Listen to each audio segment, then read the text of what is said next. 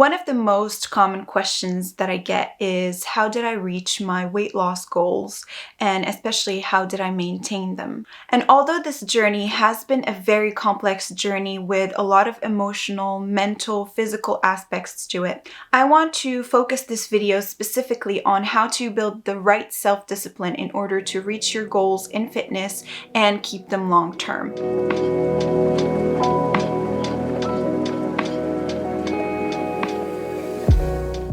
I have to say that there's going to be some hard truths in this video that I wish I knew before starting this journey about self-discipline in general and specifically about fitness. So let's put our emotions aside, and I really want to tell you exactly what you need to hear and not what you want to hear about self-discipline. First off, I want to quickly touch up on my fitness background because I think it's very relevant to the topic of this video, so you know where I'm coming from and find maybe similarities that you can use for your journey. I have to say that I wasn't always the most athletic person out there. I grew up doing multiple activities. I did swimming and dancing and theater. I did basketball, volleyball, and so my weight was always kind of on the lower end, but without me really even trying, if that makes sense. And I talked about this more specifically in another video, but certain things happened that caused a very significant weight gain, over 20 kilos of weight gain in a very short amount of time, because I had stopped dancing and I was eating junk food every single day, morning and night sometimes, and so that caused a spike in my weight gain. After a while, and after experimenting for many months and failing, I finally kind of found an algorithm that really works when it comes to self-discipline. Throughout this process, I had to build a lot of small habits and also reteach myself self-discipline because I wouldn't really consider myself a naturally self-disciplined person. So I would say that one of the most important steps to build your self-discipline is removing your mental limitations. Before starting my journey and while coaching a lot of clients, I noticed this certain patterns that there's mental limitations before even embarking on the journey. And a lot of the times we tend to think that we're the exception to the equation. We tend to give ourselves a lot of excuses as to why it would not work, or why we would not be able to lose weight or gain weight or get better in fitness in general. And that's of course a defense mechanism just in case it fails, and that's the first step that will lead you to failure. If you, for example, have tried many times to lose weight and you have failed because you fall back into your old habits, then you are going to start a journey based on previous experience, and that will cause you to fail again. For example, I'm a huge foodie. I love food. There's this spark in my eyes when I'm enjoying food that's just out of this world. And so when I started this journey, I used to tell myself there's no way I will succeed because I love food too much. And we hear this a lot. I love pizza too much. I love burgers too much, or whatever it may be. And so that in itself is going to cause you to not reach your goal and not create that self-discipline that you want. Go in front of a mirror and tell yourself, okay, maybe we've tried before, or maybe this is our first time trying. We are gonna go in with no expectations, no limitations as to why it wouldn't work. I'm just going to take it step by step and then we'll see where it goes. And that's a huge accomplishment already. The next step is to start building small habits. But before doing that, you need to be aware of the 3 phases of habit formation. The first phase is the honeymoon, and the name explains it already very well. It's the time where you've made the decision to lose weight or to embark on a fitness journey and you're extremely motivated. You've just watched a video or you followed a bunch of fitness accounts that inspire you, and now you're motivated, you're excited, you want to start, you're pumped up, and that's the honeymoon phase. It's very exciting, it's very easy, and this phase might last differently based on different people. For some people it might be a couple of weeks, for some people it might be a month or 2 months, for some people it might be just a week or a couple of days. So that's the very first phase.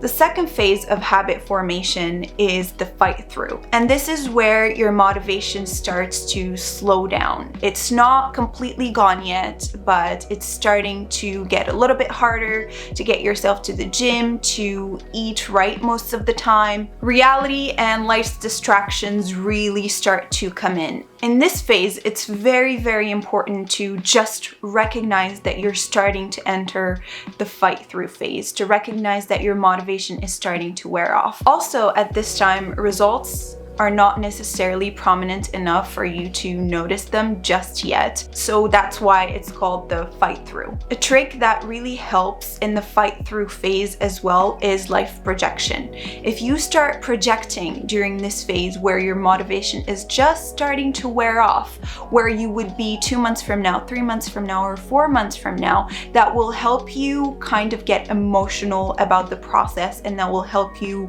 fight through, quite literally fight through. The third and final phase of habit formation is the second nature. And this is the most interesting phase because it has two outcomes. It can either set you up for failure or it can set you up for long-term success. If you have gone through the fight through phase, and I'll tell you exactly how to get through the fight through phase, then the second nature phase, it will either get you very excited to continue those habits, or you will get too comfortable in a way that you'll start giving up on your goals, because then you get too confident and you start to slowly give up those habits. And so now that we know the phases of habit formation, I want to give you certain tricks that will help you build those habits in order to be self-disciplined long term. One of the most important things to do is to find a purpose as to why you want to lose weight. It might be for a superficial reason. There's nothing wrong with that in my opinion, because you want to, for example, look better at the beach or look better in your swimsuit. That will make you feel more confident, and so you'll be happier, you'll be healthier. That might be your reason. Or you want to have more energy. There might be a sea of reasons, and you need to find the one that motivates you the most for you. If you can't find a reason to lose weight or get healthier for you, then find it for a loved one. I know that this might be controversial because we always hear that you need to find a reason for you, but I also think that it's important that if you can't find a reason to embark on a healthier lifestyle for you, then do it for someone you love. Do it because you want to live a healthier, longer life for your children, or for your wife, or your husband, for your parents, whatever it may be. For some people, I think that will work a lot better to give them a real purpose to start their fitness journey. Also, and this is the most important tip, if there's anything that you take out of this video, take this tip. Do not rely on motivation, rely on consistency. A lot of the time I get asked, how do you stay motivated to go work out every day or every other day or whatever it may be? And I always say I don't really rely on motivation, because if I did, then I would have stopped working out a long time ago. I rely on consistency. I hold myself accountable, and I catch myself when I'm giving myself excuses not to do something, and I replace those excuses with other excuses to do my workout. So something that worked very well for me is, for example, if I wake up in the morning and I really feel like sleeping 1 more hour, and I know it's really not because I'm tired, it's just because I'm being lazy, then I catch myself giving myself an excuse, and then I replace it with, for example, if I go, then I'll feel more energized throughout the day. That's what made the big difference into just giving it my all day by day. I also stopped expecting perfection out of myself. And I noticed this a lot when I'm coaching my clients as well, is that if, for example, you eat something that you were not supposed to eat, or for example, you eat really bad for 3 days, then we have the mentality to say, oh, well, then I kind of let myself go, so I'll just do even worse and continue for another week. I already ruined it. And I think that comes from expecting perfection of yourself. You need to expect mistakes. And they're not really mistakes, they're just your natural behavior. You will want to share meals with your family, you will want to skip maybe a workout during the week or do a shorter workout, and that shouldn't discourage you from doing even better the next day and do even better the other next day, and so it goes. Self-discipline is not perfection. Self-discipline is picking yourself back up and continuing on your journey no matter what happens. For example, quarantine happened beginning of 2020, as many of you know, and I couldn't access the gym, and I was still on my weight loss journey, and I could have very well given myself the excuse to stay home and not do anything because I wanted to do everything so perfectly 2 years ago. But now I see it so differently. Doing something is better than doing absolutely nothing. So that's just kind of an example. Always make adjustments. You also need to enjoy the process to building that self-discipline. You need to feel a sense of satisfaction. And in order for that to succeed on a fitness journey, you need to have balance. Never cut out foods that you enjoy. Eat them in moderation. Moderation is key. I know everyone says it, but it's really true. Do not cut out carbs, do not cut out any kind of food groups. A slower process that will last is better than a faster process that will vanish with time. And that also ties with knowing your strengths and knowing your weaknesses. Knowing your strengths when it comes to self-discipline. So for example, you know that no matter what happens in the morning, you don't snooze your alarm. That's a strength. So you don't need to be extra careful with that. Knowing your weaknesses, of course, is more important. For example, me, I have a huge weakness for potato chips. Very random, but I know it's a trigger for me. So I still ate them while I was on my weight loss journey, but I did not, for example, keep them in my vision. I did not keep them on the table. I kept them in the cupboard, hidden away.